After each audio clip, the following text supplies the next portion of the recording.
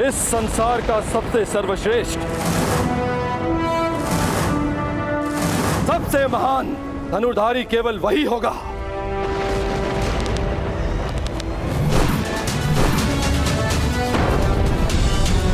जो स्वयं इंद्र के अंश से जन्मा है। सबसे सर्वश्रेष्ठ धनुधर बनेगा हस्तिनापुर में शिक्षा ले रहा अर्जुन।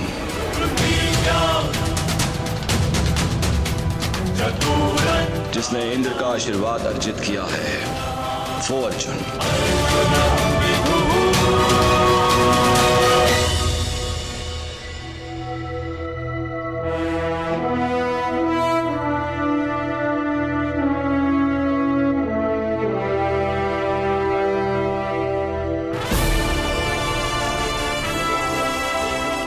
आज मेरे वर्षों के परिश्रम और तपस्या का फल मिलने वाला है। आज गुरुदेव से दीक्षा लेकर मेरा स्वप्न पूरा हो जाएगा।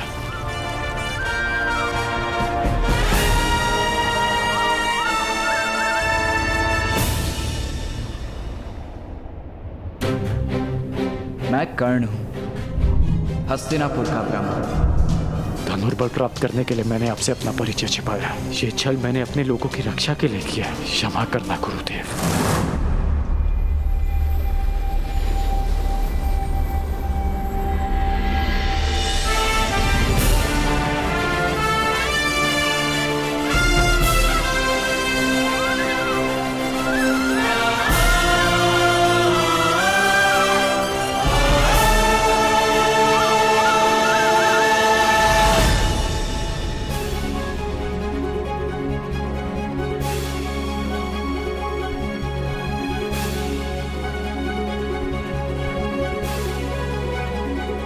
अंतिम दीक्षा के लिए तैयार हो कर्ण?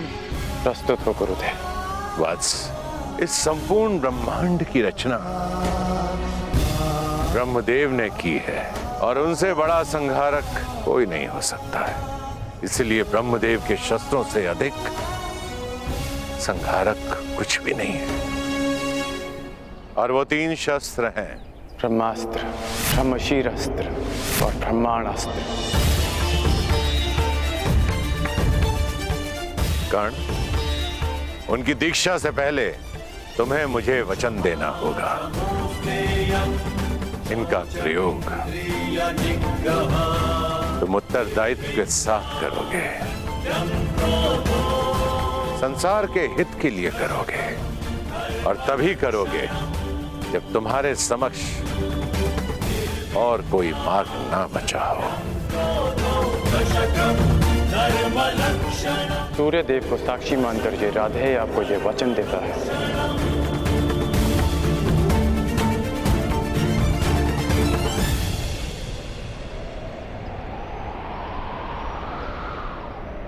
इन शस्त्रों को प्राप्त करने के पश्चात इस धरती पर किसी भी जाति का कोई योद्धा तुम्हें पराजित नहीं कर पाएगा।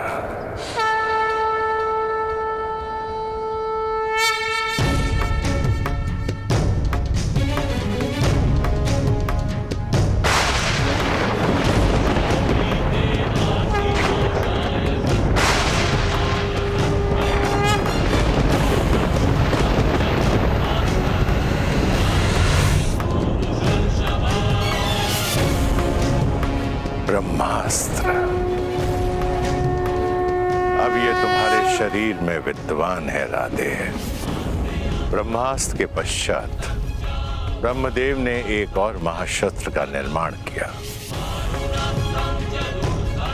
जो ब्रह्मास्त्र से 4 गुना शक्तिशाली है।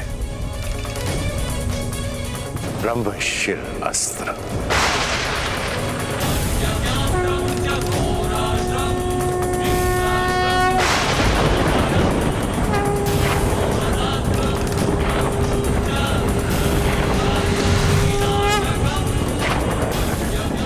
और अंत में ब्रह्मदेव ने एक और शस्त्र बनाया जिसका अनुसंधान पूरे ब्रह्मांड को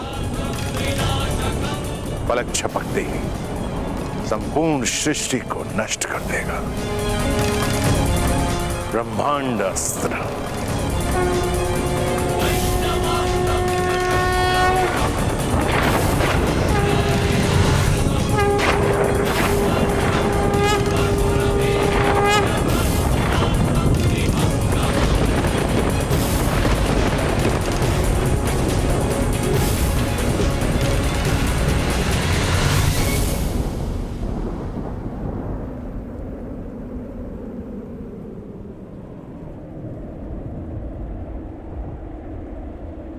गुरुदेव, मुझे इन शस्त्रों के अनुसंधान विधि का वो मंत्र जानना है जिसके प्रयोग से मैं इन दिव्य अस्त्रों का आह्वान कर सकूं। मुझे तुमसे यही आशा थी कर्ण। जब भी तुम्हें इन शस्त्रों का आह्वान करना हो, ध्यान स्थिर करना, इस क्षण का स्मरण करना। ये दिव्य शस्त्र स्वयं तुम्हारे उपयोग के लिए प्रस्तुत हो जाएंगे।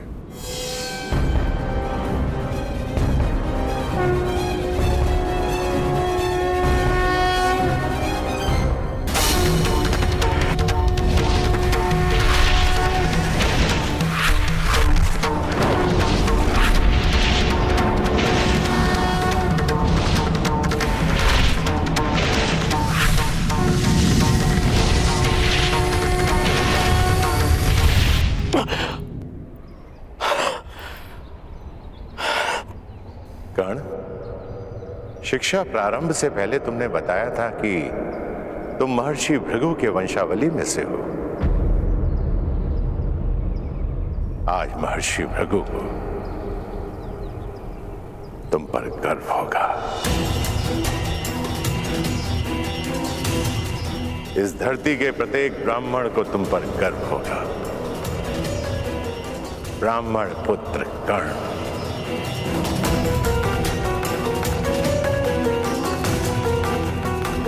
और तुम्हारे इस गुरु को सदैव गर्व रहेगा कि उसे दीक्षा के लिए तुम्हारे जैसा ब्राह्मण पुत्र मिला।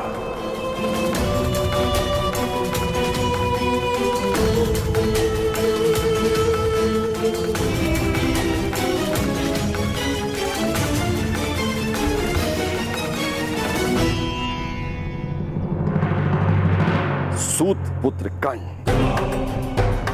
ब्राह्मण पुत्र बनकर दिव्यास्त्र का ज्ञान ले रहा है। मूर्ख, तुमने इंद्र के मान और अभिमान पर प्रहार किया है, जो उसके लिए सब कुछ था। अब इंद्र तुम्हारे दिव्यास्त्र के ज्ञान पर प्रहार करेगा, जो तुम्हारे लिए सब कुछ है। पर इंद्र सीधा प्रहार क्यों करेगा? यदि मेमना सिंह का मुखौटा पहनकर स्वयं सिंह की गोद में बैठ जाए तो उसका आखेट नहीं करते, केवल उस मेमने का मुखौटा हटा देना चाहिए तो उसका आखेट स्वयं सिंह ही कर देगा। स्मरण रहे कर्ण,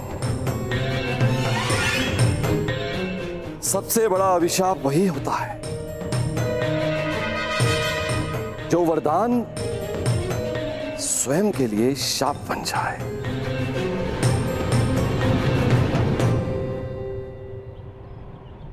आज मुझे ऐसा प्रतीत हो रहा है कि मैं मुक्त हो गया हूं। एक विचित्र दिव्य संतोष है मेरे मन में।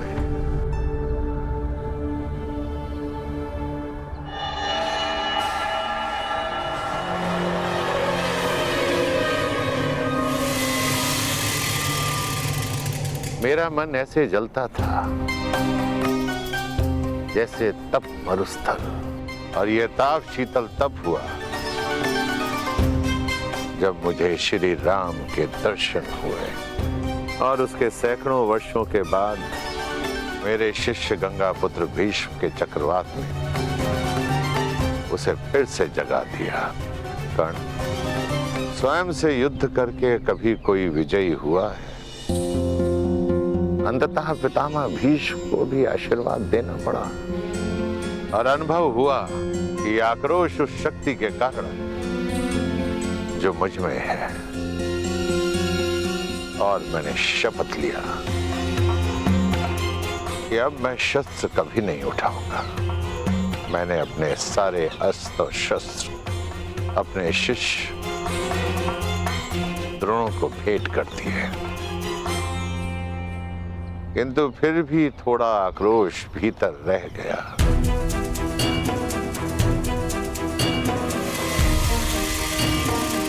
फिर तुम आए कर्ण, क्षत्रियों के तेज से युक्त ब्राह्मण कुमार। संसार में यदि तुम्हारी तुलना किसी से की जा सकती है तो वो स्वयं परशुराम से की जा सकती है। इसलिए मैंने तुम्हें अपने आप को समर्पित कर दिया,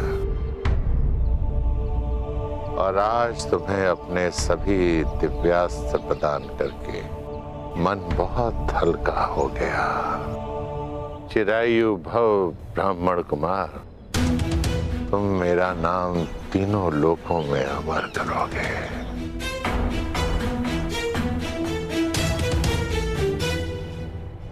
गुरुवर, आज्ञा हो तो कुछ निवेदन करो। आप संसार के सबसे महान और घातक योद्धा बने, परंतु अपने जन्म से नहीं, अपने कर्म से। आपका जन्म एक ब्राह्मण कुल में हुआ, उसके पश्चात भी आप किसी भी क्षत्रिय से सबसे महान योद्धा सिद्ध हुए। अपने जन्म से नहीं ना, अपने कर्म से ही ना गुरुदेव। तो जन्म और कर्म की ये नीति सबके लिए होनी चाहिए ना। मैं आपसे ये सब इसलिए कह रहा हूं क्योंकि आज मैं आप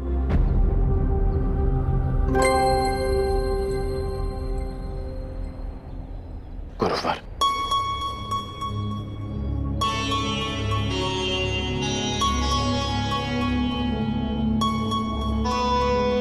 क्षमा करना गुरुवर,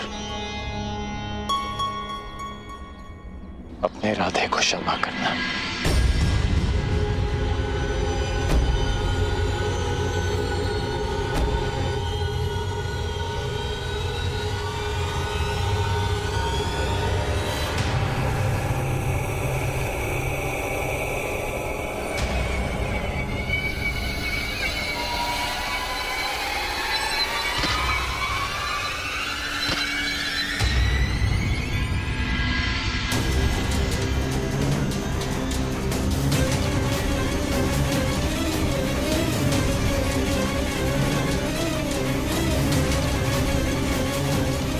वर्षों बाद गुरुवर संतोष की निद्रा में है।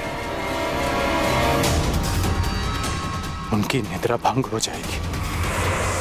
मैं उनके विश्राम को भंग नहीं होने दे सकता।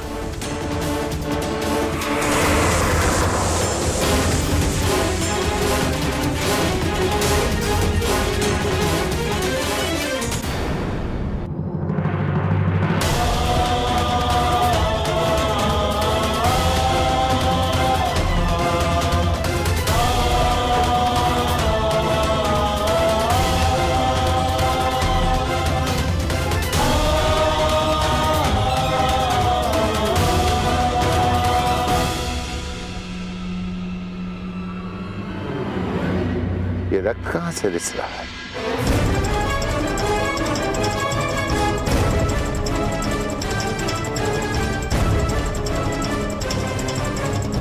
राधे,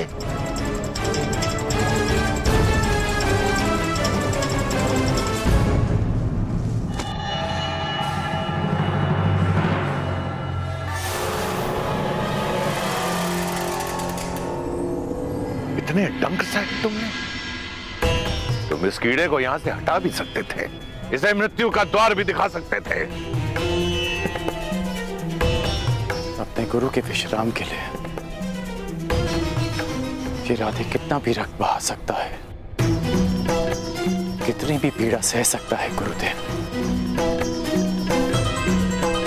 अपने गुरु की निद्रा के लिए इतना बड़ा त्याग, अपने प्राणों की भी चिंता किए बिना इतना विष सहा तुमने मुझे महाक्षत्रिय राजा शिवी का स्मरण करा दिया, जिसने एक कबूतर की रक्षा करने के लिए अपने हाथों से अपने शरीर का मांस काटा।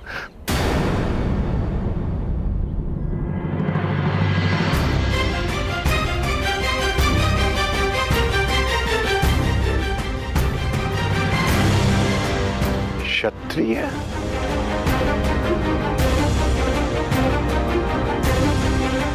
कौन हो तुम राधे? कौन हो?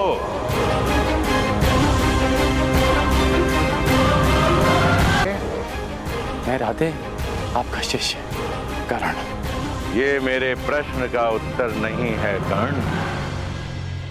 मनुष्य अपने कर्म से बल और सिद्धि अर्जित करता है, परंतु जन्म और कुल से संचित संस्कार और गुण उसका साथ नहीं छोड़ते हैं। अपने गुरु की निद्रा के लिए इतनी असहाय पीड़ा सही तुमने। नहीं कर्ण, नहीं। ये एक ब्राह्मण कुल के बालक के लक्षण नहीं हो सकते हैं, कदापि नहीं हो सकते। जब तुम मुझसे दीक्षा लेने आए थे, तब भी मैंने तुमसे यही प्रश्न पूछा था, और आज दीक्षा के समय भी मैं तुमसे यही प्रश्न पूछ रहा हूं। क्या तुम ब्राह्मण पुत्र हो? क्या तुम ब्राह्मण पुत्र हो?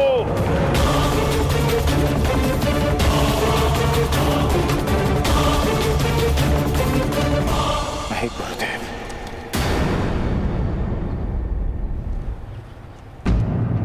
मैं एक सूत पुत्र हूं। राधे कर्ण, अधिरथ का पुत्र कर्ण। छल, पाखंड, असत्य अपने गुरु से। मैंने तुम्हें सच्चे मन से शिक्षा दी और तुमने अपने गुरु के साथ झूठ बोला, अपने गुरु के साथ छलावा। क्योंकि मुझे शस्त्र बल चाहिए था गुरुदेव, क्योंकि अपना परिचय छिपाने के छल के अतिरिक्त मेरे पास और कोई हल नहीं था। क्योंकि कोई भी गुरु एक सूत पुत्र को धनुर्विद्या नहीं देना चाहता था, और आप भी ब्राह्मणों के अतिरिक्त किसी और को शिक्षा नहीं देते। गुरुवर, आपके अधीन वर्षों शिक्षा ली मैंने। आप ही बताइए कि क्या इस कर्ण ने आपकी किसी भी आज्ञा का उल्लंघन किया? क्या ये अधिरथ पुत्र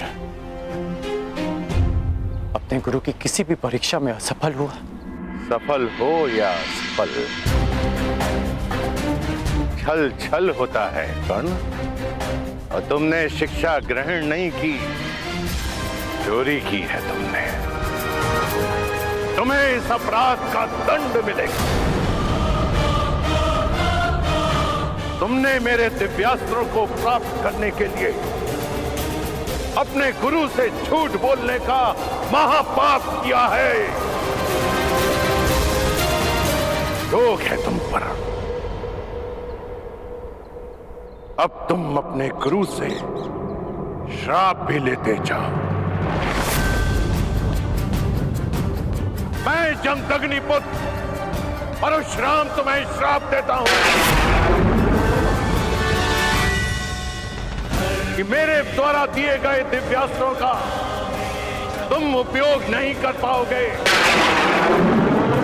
जिस समय तुम्हें इन दिव्यास्त्रों की सबसे अधिक आवश्यकता होगी, उस समय तुम इसके अनुसंधान की विधि भूल जाओगे।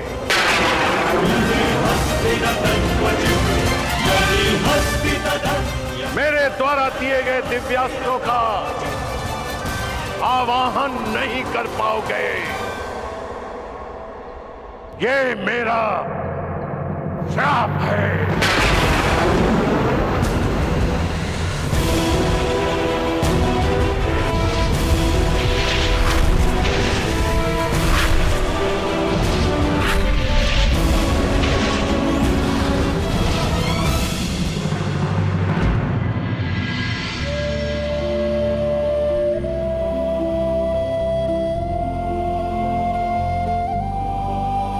अपने गुरु से छल करने के पश्चात तुम अपने गुरु से दृष्टि मिलाने का साहस कर रहे हो। चले जाओ यहां से कर्ण, चले जाओ। इस श्राप के बाद ये पवित्र भूमि भी अभिशापित और अपवित्र हो गई है। जाओ। यदि ऐसा है तो ये स्थान तभी अपवित्र हो गया था जब मैंने पांव रखे। श्राप आपने मुझे आज दिया,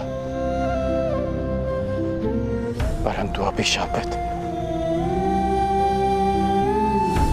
तो मैं जन्म से ही रहा हूं।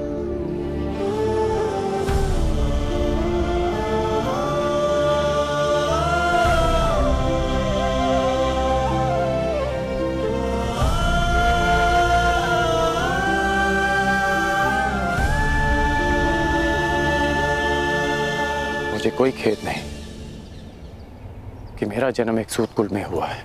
मुझे कोई खेद नहीं कि मुझ में ब्राह्मणों और क्षत्रियों का रक्त नहीं बहता। खेद है तो केवल इस बात का कि मेरा जन्म ऐसे स्थान पर क्यों हुआ जहां जीवन को ब्राह्मणों और क्षत्रियों का दास माना जाता है। शास्त्रों में लिखा है कि मनुष्य की महानता और सफलता उसके गुण, उसकी मेधा से मापी जाती है। फिर क्यों किसी के जीवन पर उसके जन्म, जाति और कुल की छाप लगा दी जाती है गुरुदेव?